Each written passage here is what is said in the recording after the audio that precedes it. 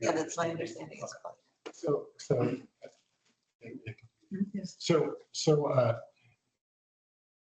We would not qualify at all for any environmental impact issues to our patients with not having negative patient rooms, or maybe even with any other kind of environmental mitigation that's involved down there.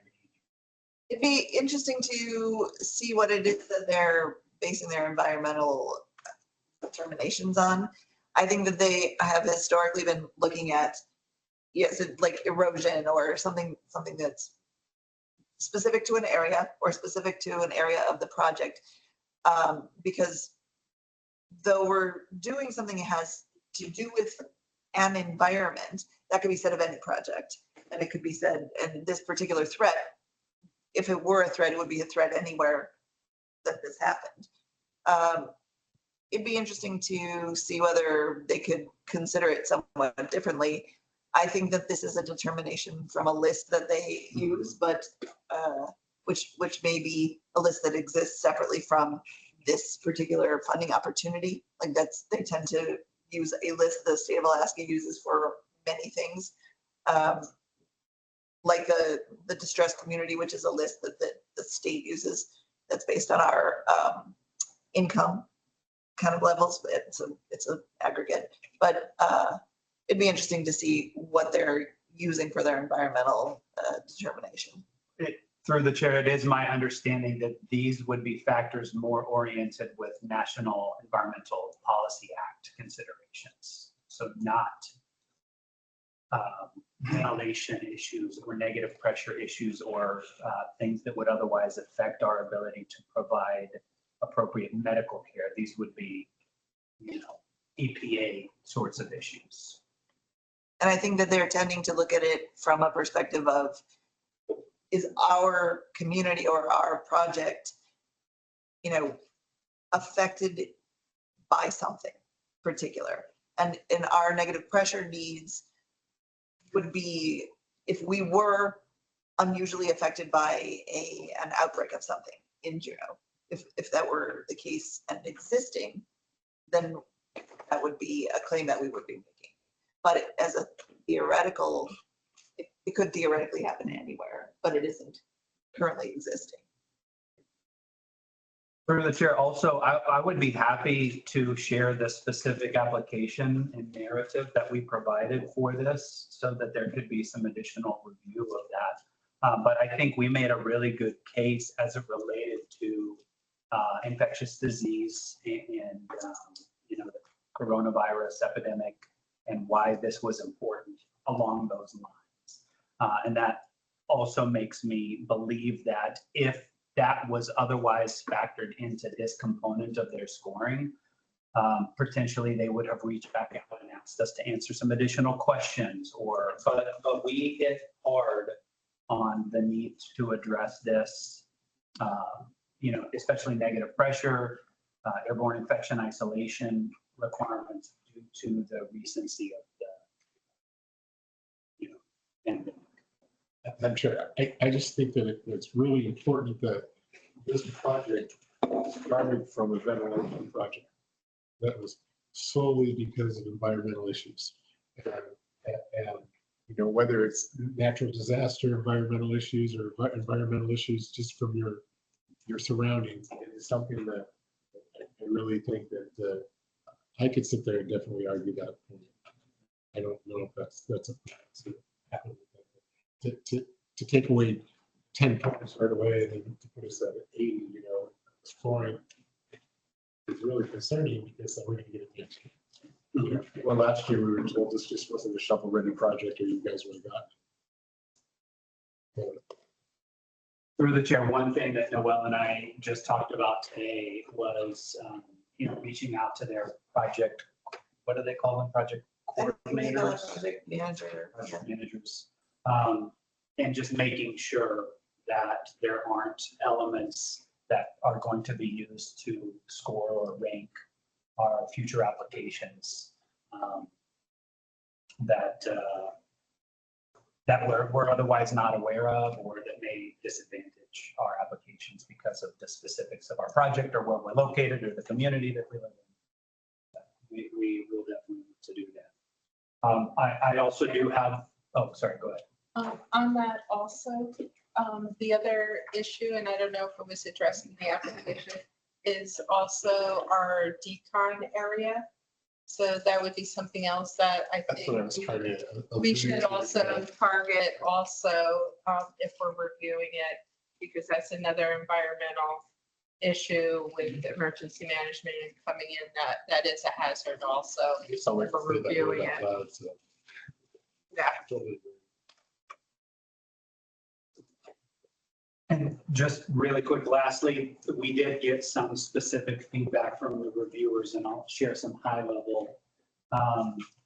Some questions came back regarding whether or not the timing of when they would be able to issue us these funds would impact our ability to move forward on the schedule that we had outlined.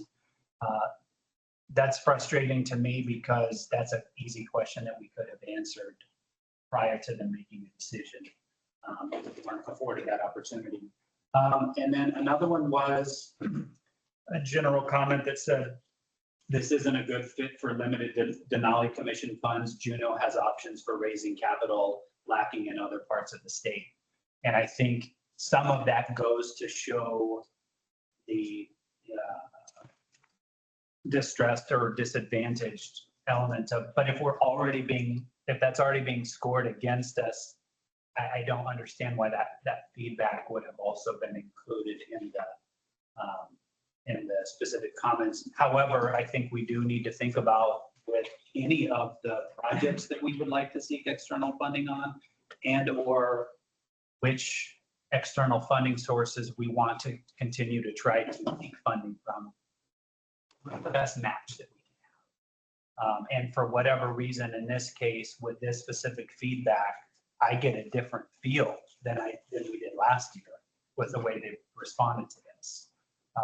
The last thing I'll say is, because of the timeline of this project, we can ask for funding from Denali Commission again next year. We would still be able to make use of that funding if that's something that we wanted to attempt. And that's all I have, unless there's any other questions for that piece. The last thing I'll say is, as it relates to other specific project design stuff, Gina's on the phone and is going to handle that part of it with her updates. Thank you. Sorry, having the more 30,000 foot view again. That is sobering news, because I was optimistic that some of that money would have come in to make it more affordable given our financial position. So again, it's about a $9 million project, right? $12 million project that is now the funding sources. Again, we've got, what are the rough numbers? Through the chair, we have $4 million in congressionally directed spending that is, we're going through HRSA to receive that funding.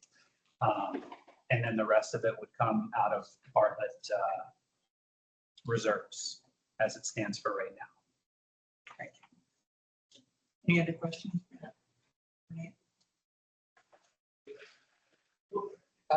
I don't know much about the scoring of this, but I imagine that there's external reviewers that they ask. And they have a soiree and they sit around and review. And when I've been party to these kind of things before, every year there's a different mix and a very different vibe. So we could reapply and then get a much more sympathetic reviewer.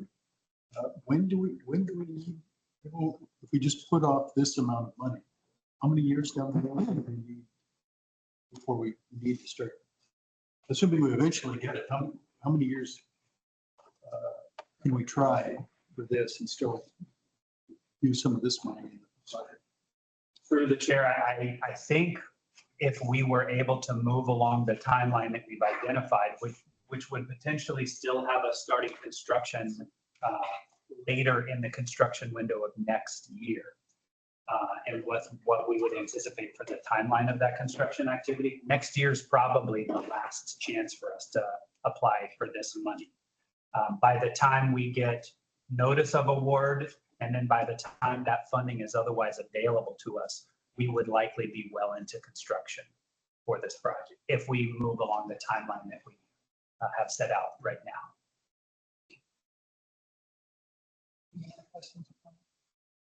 Just one more question.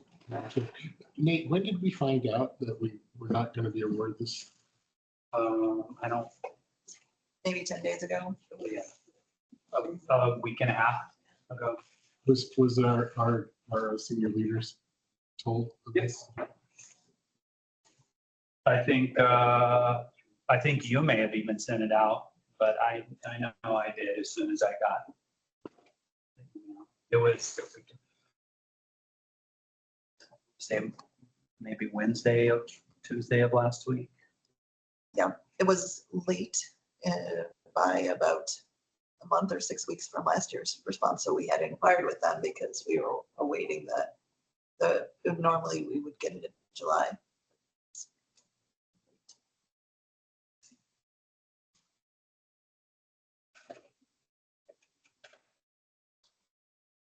Correct.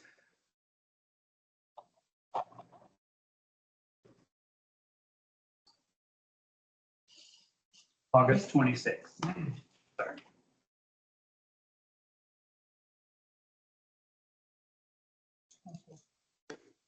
Are there any other questions or comments? I could add, Nate, if you don't mind, Please. that the Denali Commission funding is very specifically targeted to rural communities.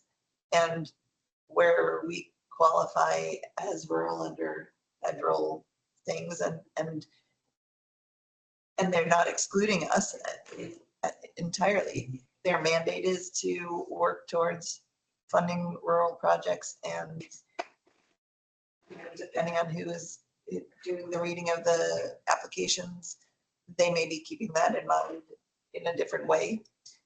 Because they did mention, when they say that Juneau has other opportunities for funding, the list of places that they fund is heavily very, very small communities with very small populations that don't have tax bases like we do. And so I think that's something that they're considering just in general when they're comparing, when they have, 75 or 100 applications.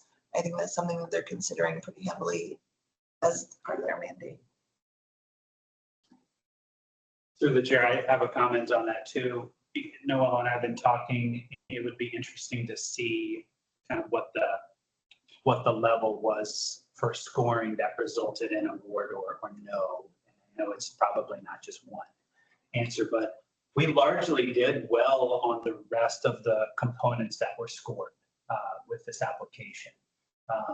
With the exception of one reviewer, and to Noel and Hal's point, if someone looked at this and said, oh, Juneau they don't need this money to make this project happen. They can raise money elsewhere. That may have been, in this particular case, a make or break part of the decision. But I'd be happy to share the scoring sheet on the components where we were otherwise scored based on the quality of our application. We scored seemingly rather well. So we can keep trying.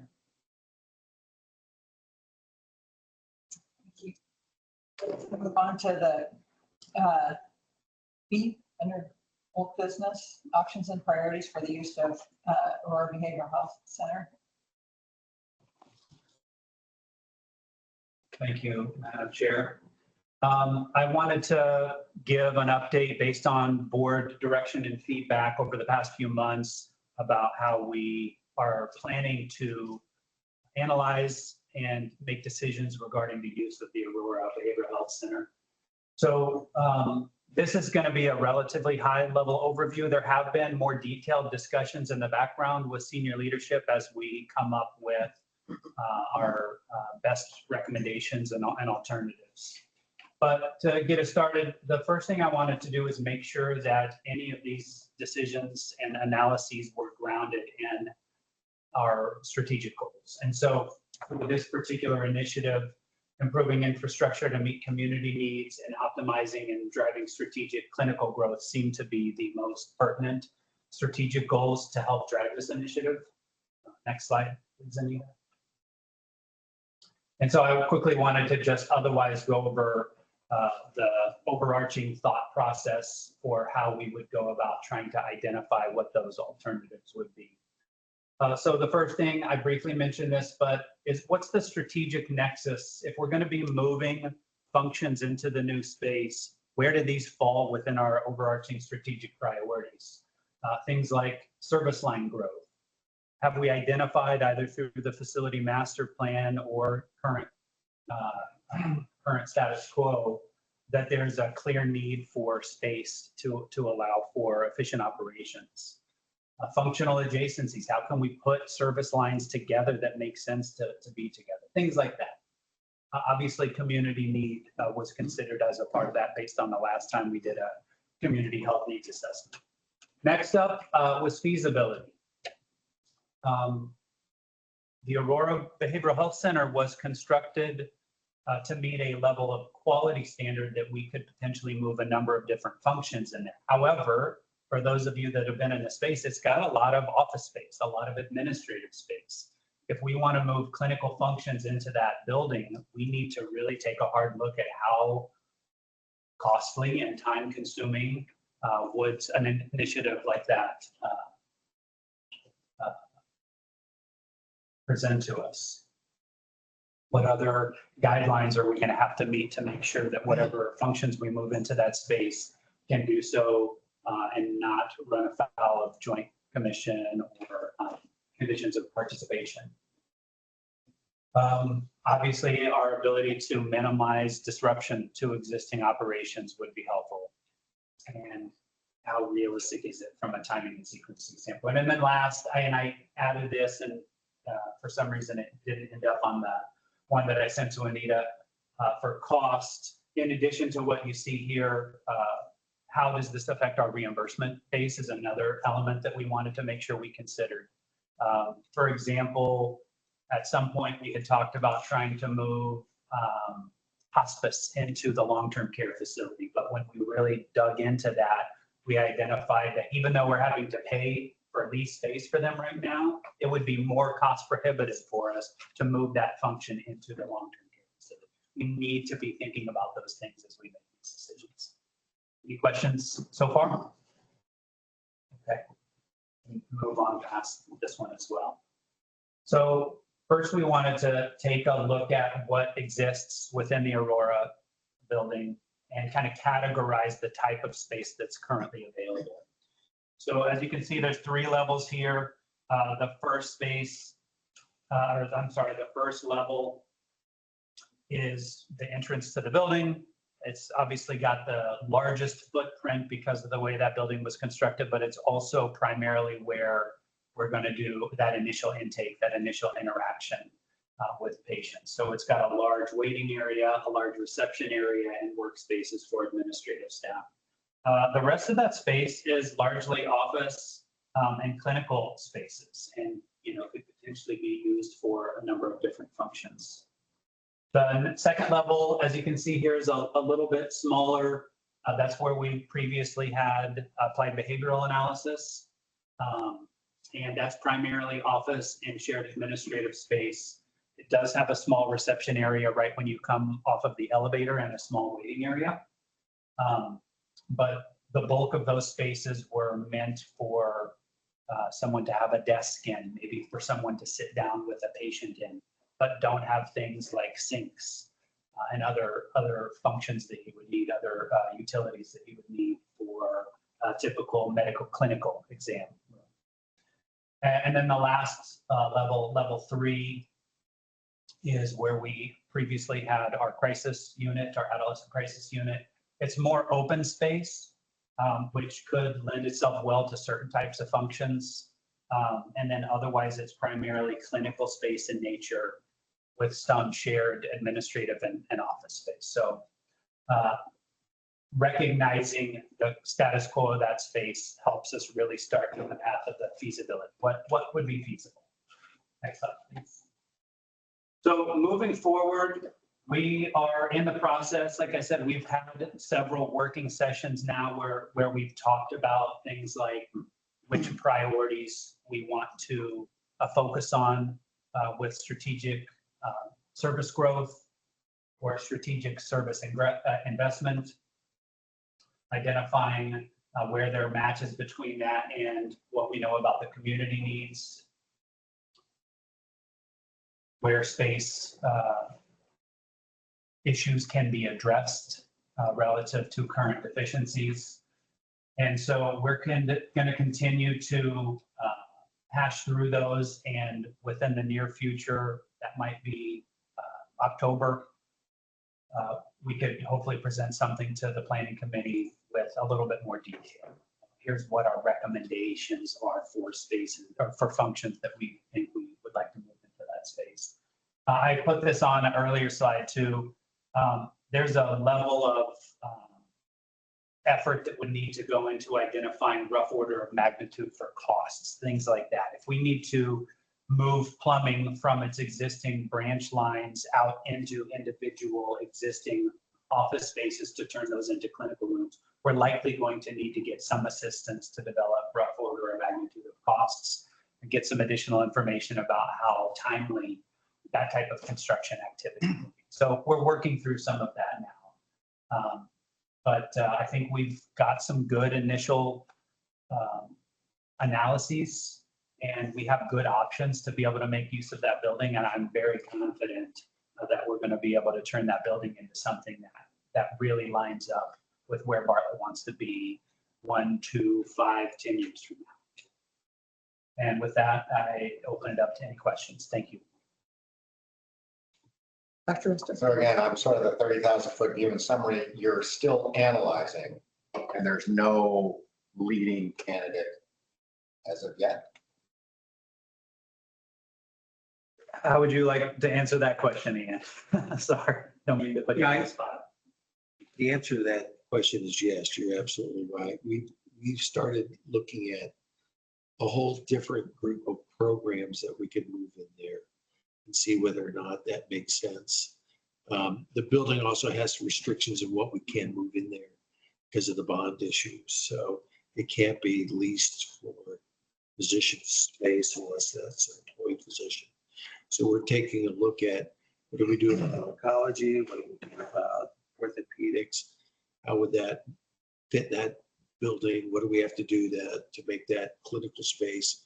Obviously, the biggest costs are bathrooms and plumbing, basically bathrooms and sinks. And so we haven't concluded in that, but we're still wrestling with how that might fit in with a long-term replacement of, what's that building name? The Juneau Medical Center. A medical center, because that's old and we probably want to expand out some of our OR capacity into that area. So there's a lot of moving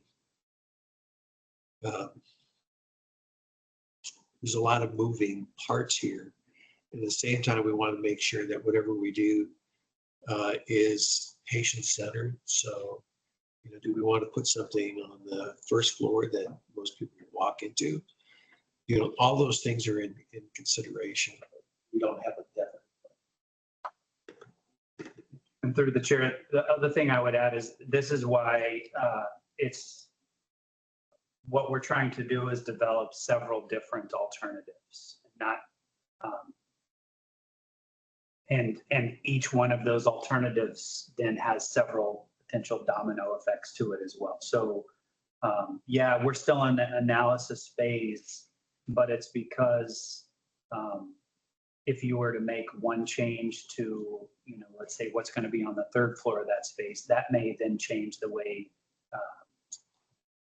co-location of services, how those decisions would affect what you would want to put or what might make the most sense to put on the second floor, for example. So we have developed a couple of different alternatives. It's really just, and maybe better understanding the full extent of what those domino effects are of that before we would be ready to say, here's our preferred alternative. Oh, yeah. Questions or comments? No. All right. Team friend. project updates. Yes, thank you, Madam Chair. So the top of the list, we've got 3 projects wrapping up. They're either in the warranty or final stages of closeout. That's the chiller number 2, CT scanners, MRI, just dealing with some warranty items. And the underground fuel line replacement project is wrapping up. The ground floor asbestos abatement project is going to be advertised for bid on September 11th, and the bid opening is scheduled for October 2nd. So we're glad to get that one out the door soon. Let's see, and we'll be ready with a surge protection phase 2 arc flash circuit breaker project to go out to bid later this month. And that will be addressing some of the circuitry issues with the panels throughout the hospital. Let's see, Nate gave you the update on the ED edition. One thing I was going to add, at the end of this month, we should be hearing about the notice of award on the HRSA grant, the 4 million. We had to submit an application in June, so we should be hearing back on the status of that on September 30th. Wildflower Court life safety condition assessment, the consultants have been through the facility, the architects and mechanical and electrical engineers, and we're expecting a report shortly. And that will include preliminary cost estimates with their recommendations for items that need to be addressed. And let's see, the Wildflower Court fuel tank installation, Respec engineers have submitted the 35% complete set, and it's being reviewed. And 95% plans are expected in the middle of this month, so that project's moving along quickly. And on Wildflower Court sidewalk replacement, we are soliciting design services under our term contract, which is capped at 50,000. So that should be, we were to get responses on August 29th, so that should be moving forward soon as well. Are there any questions? I don't have any questions. Okay, thank you. Thank you, Mr. Thank you. Okay, do we have any new business? I don't see and hearing none. No comments or questions? Next meeting is tentatively scheduled for October 4th. Does that still work for everyone? Scheduled to be out of town, sorry. Okay. Do we need a meeting in October? I don't know that we do. We had at one point talked about meeting every other month, and this might be a good time to skip the month of October Looks like I also. on the 4th. Well, yes. Okay, I'll be traveling. all right. So November 1st would be. November 1st, will that work for you folks?